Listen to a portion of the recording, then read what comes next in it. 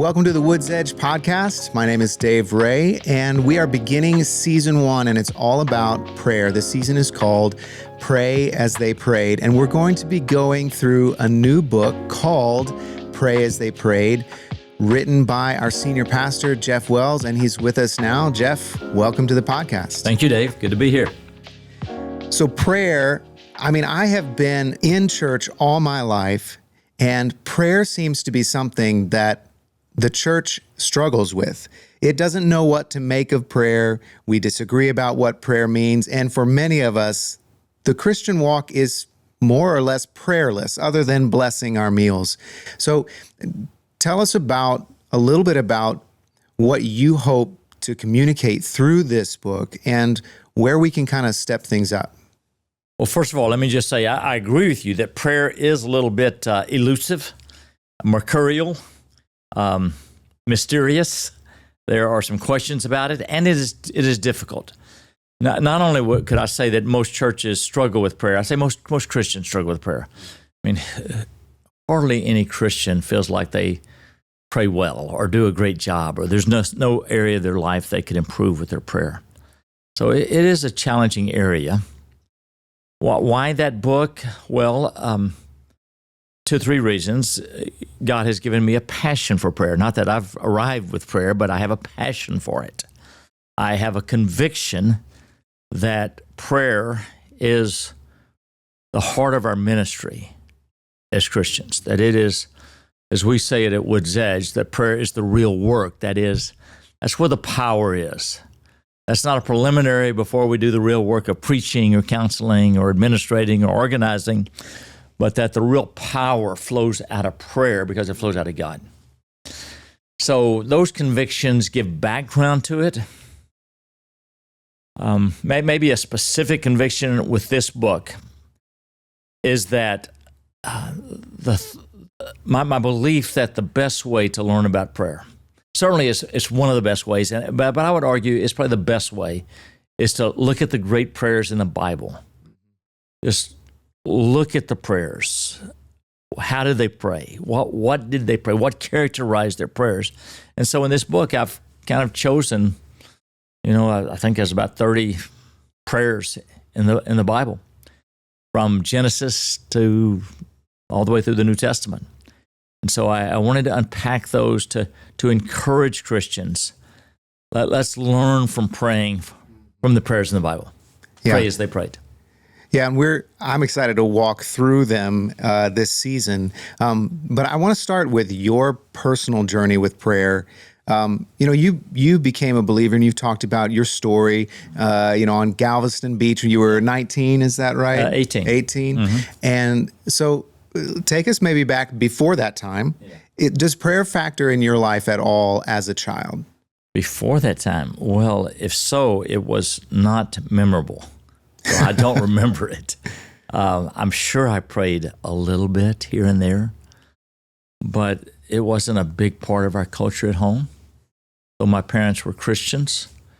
I look at us some ways a little bit more nominal. Did we always pray at meals? I don't think so.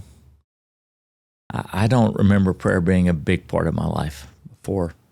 So how does that change then post your salvation experience? What is sort of the nascent stages of prayer in your life? Well, I can remember this, Dave. I became a Christian when I was at Stewart Beach talking with a stranger, Rusty Draper. And I did not stay in a relationship with him. So I did not have interactions with him. And I had no one that was going to kind of disciple me or help me to grow as a Christian. I didn't know what to do. But it was fairly natural for me. A few weeks later, when I was working on a pipeline construction job before college, that I would work, all day, go back to the motel, and it was fairly natural for me to kind of find myself out by the swimming pool alone. Remember, I had like a daily bread devotional that I had found somewhere. And I don't know what I did, but I'm sure I just met with God and didn't know what to do.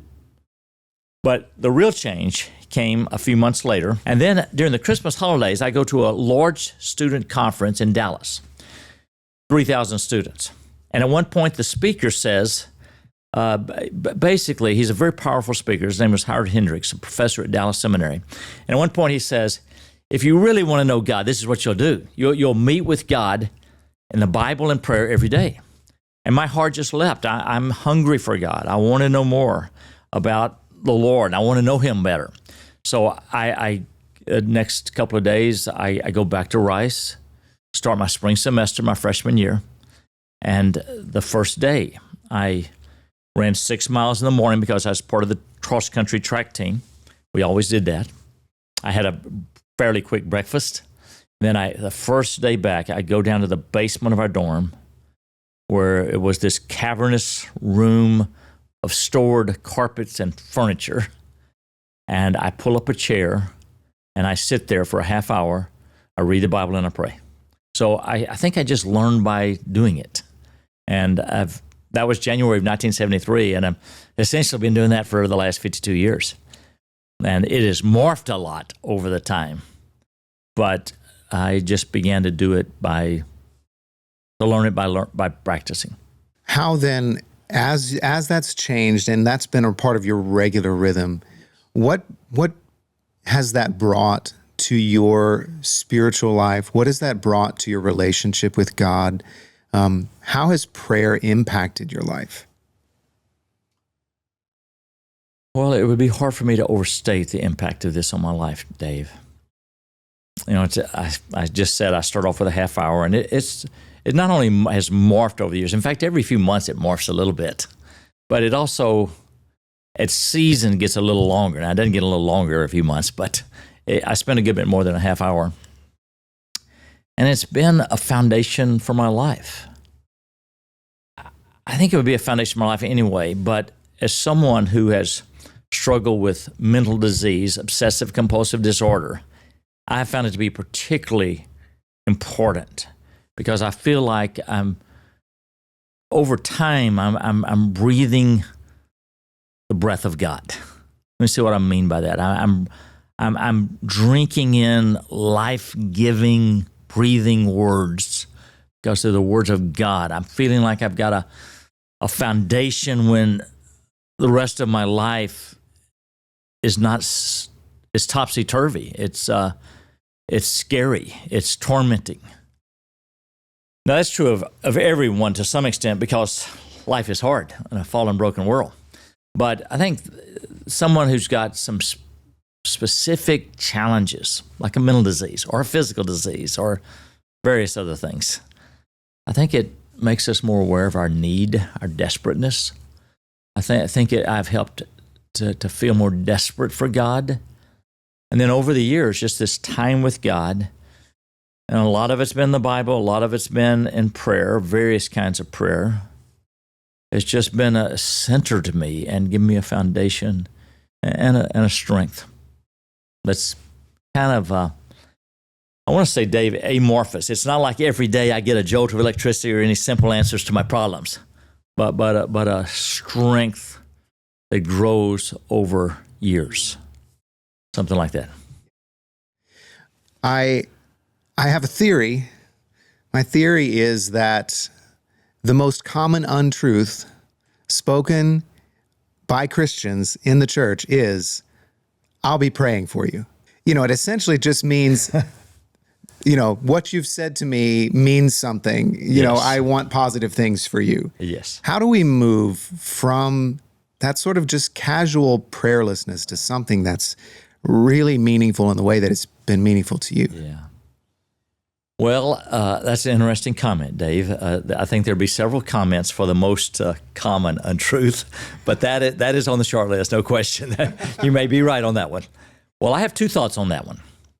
First of all, I encourage our people, the congregation of WoodsEdge Community Church, to not say that. What I encourage them to do is if I'm talking with somebody either live or on the phone, and they mention some need or challenge in their life, where I would be prompted to say, I'll be praying for you. Rather than say that, can I pray for you? And put a hand on their shoulder and pray for them. And we call that a pray now culture. Pray now. Pray right then. Because if somebody is very vulnerable, they find it very encouraging, someone to pray actually with them there, especially if they're hurting much. And we just want to counter that untruth spoken, that a promise to pray and you never pray. So that's the first thing I would say is let's as a church try to build a pray now culture. Even if you're on the phone, if you're in a small group, that if at all possible, just pray. Now, if you're just rushing out the door and somebody grabs you and you just simply don't have time, then that's different. You can't be legalistic about it. But I have a second thought on it, is that Paul repeatedly said things like this: I'm praying for you constantly. I'm praying for you continually. Night and day, I'm praying for you. And he would say this to various individuals in churches, or various churches, and more than Timothy, I don't know. But you get the strong sense that all the churches that Paul was involved with, and probably all of his disciples and people who were prominent in his life, that he was praying for them a lot. Nonstop. Did he at least pray daily? Probably, maybe some more. But he prayed a lot for them. And he had some kind of list. It may have been in his brain, but he wasn't just casual about it. He was intentional. Mm-hmm. He was intentional. And maybe to some extent, it's my wiring, my brain that goes with OCD. You know, there are a few good sides of OCD. And by the way, Paul might have had some OCD. But maybe it's my brain, but I have a mental list. I actually have physical lists of a lot of people that I pray for daily. Maybe 100. I don't know how many it is. And a lot of them are on weekly lists, and then some of them are on a daily list. Mm-hmm. And I am regularly praying through. So I try not to say it and not do it. I try to, I'm pretty intentional. And I'll make a note. I'll write it down. If someone asks me to pray for them about something, I'll make a note. And I've got a list of people that I pray for with cancer, who need mental health, who need physical health, marriage problems, various categories, and I'll write them down. And then there are some people that are just so big in my life, my wife, to be obvious. But there are some other folks that are I'm just going to pray for daily. And so I would encourage Christians to take intercession, praying for others, much more seriously. Because if Paul is an example for us, and about 5 or 6 times he says something like this: follow me as I follow Christ. Imitate my example. So that's pretty direct. Follow Paul's example. And if he was praying for a lot of people, then it seems to me that certainly pastors like me, but also Christians, ought to do a lot of intercession. That an argument could be made that's our most powerful ministry for all of us. Mm-hmm. Well, I want to jump into the book, and I love where we start. Okay. Because we start with this question that comes out of Abraham's interaction with 3 strangers who come to visit him. Yes. And this question, really a rhetorical question, is anything too hard for the Lord? Yeah. And so let's set the stage a little bit for this story in Scripture. In Genesis 12 is the first time that God speaks to Abraham and says, hey, I'm going to make a covenant with you. And he says, even though Abraham doesn't have any kids, he's 75 years old, to your offspring, I will give this land, he says in 12. A few chapters later, Abraham is kind of going, hey, where are my children? Right. In fact, in Genesis 15, he questions the covenant and says, hey, what can you give me since I'm still childless? Right. And that's where God gives the, count the stars. Yes. That's going to be your offspring. Very good. In Genesis 16, then Abraham takes matters into his own hands. Yes. And that's where we get Ishmael. Right. In 17, God renews the covenant. Right.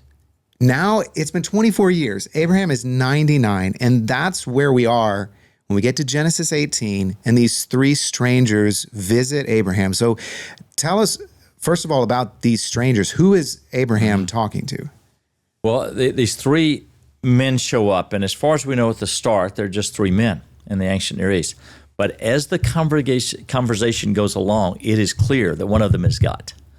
And so we take that as the as a theophany, an appearance of God, or we could call it a Christophany because it's probably the pre-incarnate Christ, an appearance of Christ, not unlike, say, the fourth person in the fire in Daniel 3. It's most likely the pre-incarnate Christ, and other examples.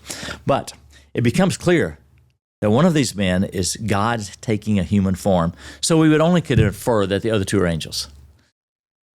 And as he begins talking with Abraham and explaining that there's still going to be a baby coming, I mean, it is amazing. After 24 years, no baby.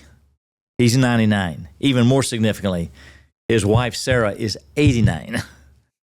And she's listening to this conversation behind the tent curtain. She's behind the curtain. She's listening in.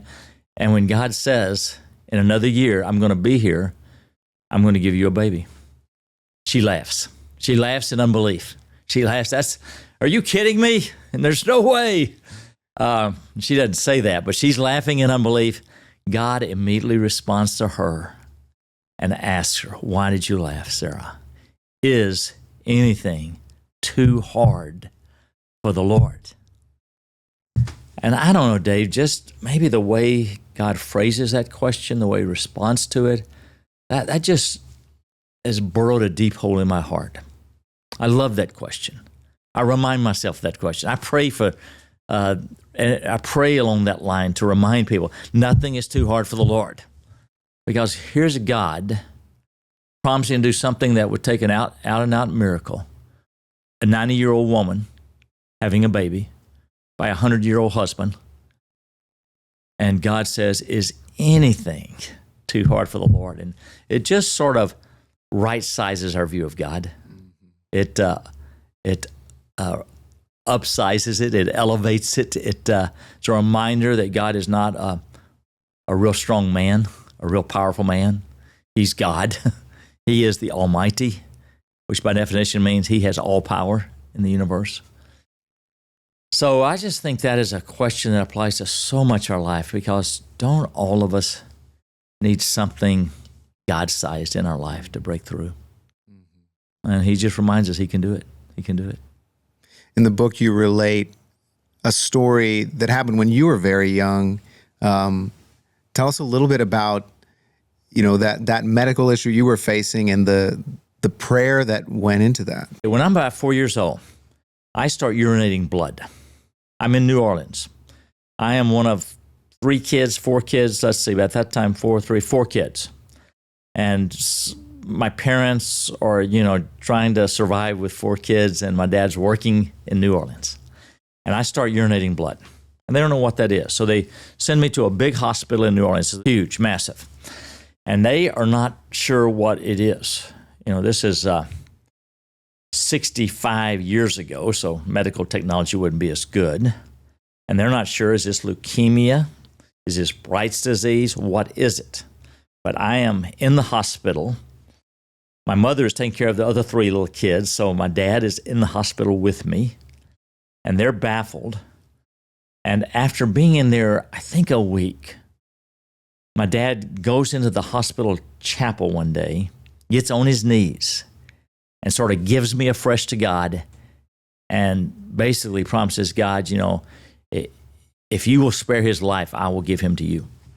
And I'm not sure if that in his mind he knew that that meant I was going to be a pastor or what. I don't think he knew that, but maybe that was in God's mind. But the next day I'm better. The next day I've changed. And it just seems like something happened that night that God heard his prayer, and I'm well.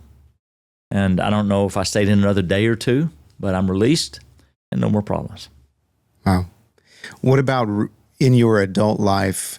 Have there been some moments when you've had to remind yourself of this question, is anything too hard for the Lord? Almost daily. There are some people close to me that I'm praying for a God-sized healing miracle, including myself. I have had a lot of healing from my OCD struggles, but not a complete healing. It at times bothers me and nags me and interferes with my life. But whether with church, where there's 100 people at WoodsEdge who need a miracle right now with cancer, or marriage, or a prodigal coming home, or mental disease, or all kinds of things. There are 100 people who need a miracle. No, there are more, but I know 100. And so, yes, that is always on my mind, that we need something God-sized done here. And by the grace of God, we see a number of healings and breakthroughs. Not as many as we like, but we see a lot. Yeah. It occurred to me as I was reading that in some ways, how we pray really shows what we think the answer to that question is. Yes. Our prayerlessness, in some ways, is a tacit admission that we think, yes, some things are too hard for the Lord. I got to take this one, God. How can this question kind of drive us or remind us to be on our knees, to be going to God in prayer? Two thoughts on that, Dave. One is that I think you said it exactly right. Our prayers reveal how we view that question. But even more so, I think we could say our prayers probably reveal our spiritual life more than anything. Just our spiritual life, our trust, our faith, our humility, our love, our priorities probably comes out in our prayer life more than anything. Prayer is a window to the soul before it's anything. If you meet with God in the Bible every day, over time, a long time, not a short time, but a long time, I think our blood becomes more and more bibline. Our perspective becomes more and more biblical, that we more and more think biblically about things. And so I think that it's going to be a fairly natural, slow process over a long time. But certainly, I think it helps being a church that believes in God-sized answers to prayer. There's a striking phrase in Paul's letters where he says at one point that there are some people that hold to a form of godliness but deny its power. And among other things that might include would be, that there's religious ritual, but you don't expect God to actually break through in some powerful way. And he says, those folks deny his power. It's like a practical atheist. So I think it's pretty important that we believe that God breaks through. Yeah. I love the coda to this story, which is that God does keep his promise, and you have Isaac born, and Isaac, the name Isaac means laughter. Yes. And it's hearkening back to this moment. Right. And what I love about that is, in some ways, it's memorializing. It's like Abraham and Sarah are remembering, hey, you remember that time that you laughed at God? You remember that? Yeah.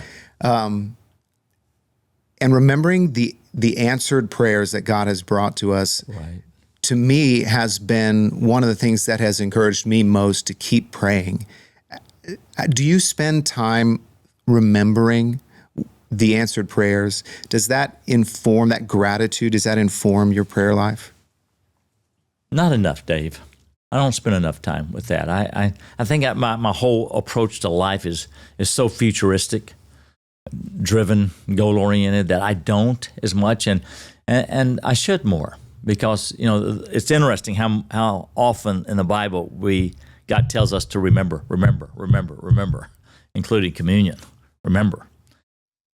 So I do think that's smart, and in fact, the motif of the Old Testament, the central motif, remember back when God rescued you from the slavery in Egypt, and that becomes a foreshadowing of God rescuing us from slavery to sin.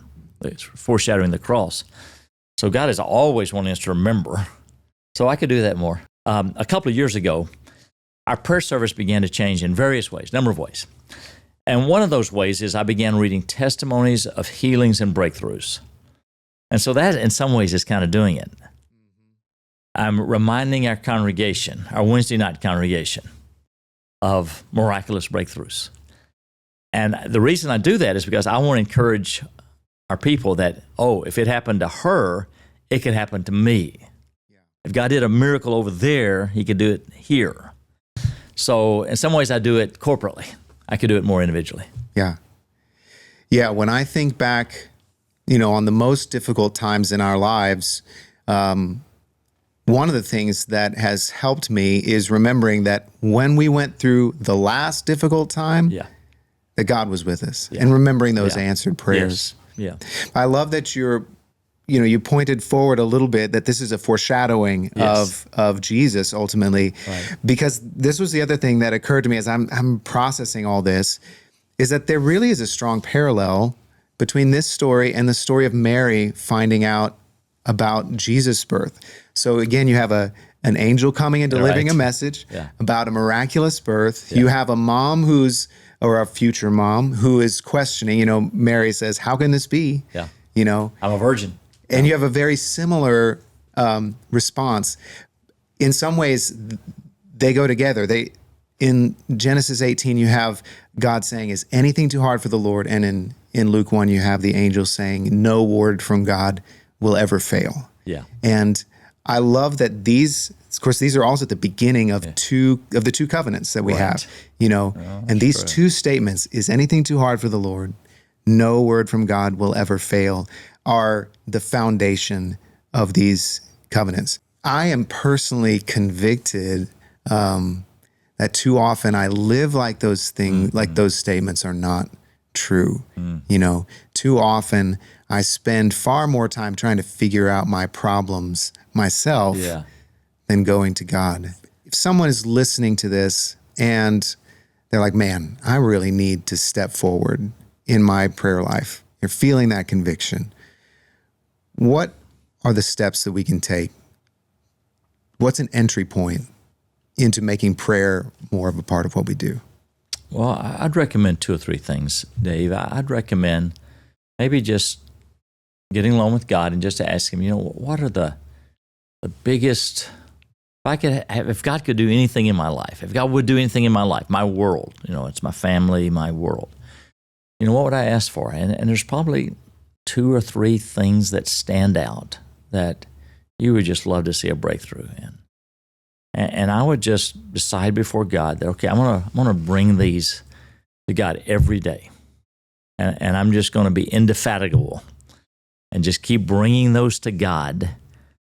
Another key statement on prayer that just sticks in my mind is Luke 18:1. And Jesus tells them a parable so that they ought always to pray and not give up.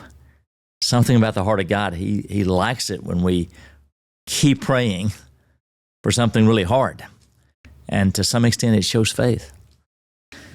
So I would encourage you just to sort of covenant with God that, I'm going to bring these to you every day until they happen or until I die, unless you make it crystal clear that I'm to stop praying for this, which he's probably not going to do.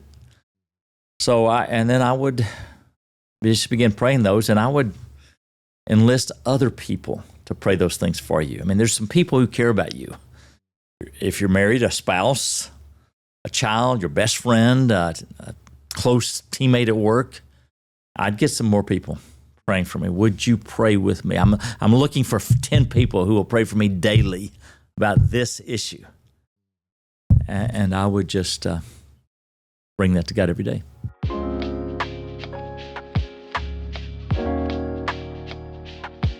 Thanks for listening to the WoodsEdge podcast. This is just the first episode of our season on prayer, so be sure that you subscribe so you can listen to all the episodes as they come out. If you want to get Pray As They Prayed, you can pick up a copy in our cafe on a Wednesday or Sunday, or you can go to Amazon or anywhere books are sold.